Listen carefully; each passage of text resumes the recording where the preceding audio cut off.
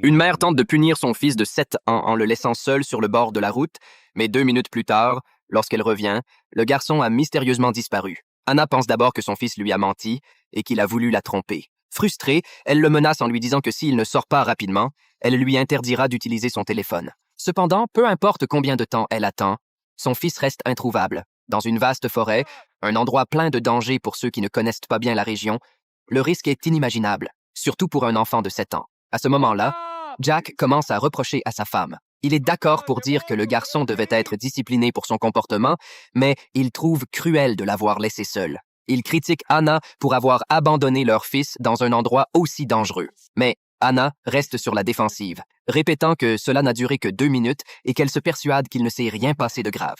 N'ayant pas d'autre choix, Jack continue d'appeler leur fils en espérant obtenir une réponse. Pendant ce temps, Anna tente de garder son calme, mais il est évident qu'elle devient de plus en plus anxieuse. Elle commence à réaliser que la punition qu'elle a choisie pourrait entraîner des conséquences bien pires que ce qu'elle avait imaginé, voire une tragédie familiale. À mesure que le soleil commence à se coucher, la peur d'Anna s'intensifie. Son corps commence à trembler sous la pression de la situation, et l'idée de perdre son fils à cause de ses actes devient insupportable. Elle ne sait pas comment elle pourrait vivre avec cela si la situation se retournait contre eux. Luttant contre son angoisse, elle retourne à la voiture et allume une cigarette, espérant calmer ses nerfs. C'est alors qu'elle reçoit un appel de sa mère. Faisant semblant que tout va bien, Anna lui dit que son fils est à ses côtés. Elle a même posé la question comme si de rien n'était, demandant ce qu'il aimerait manger, trompant ainsi sa mère. Un peu plus tard, Jack revient à la voiture, les mains vides, n'ayant pas trouvé leur fils. Anna, désespérée, essaie d'attirer le garçon en brandissant une tablette qui diffuse de la musique et en l'appelant.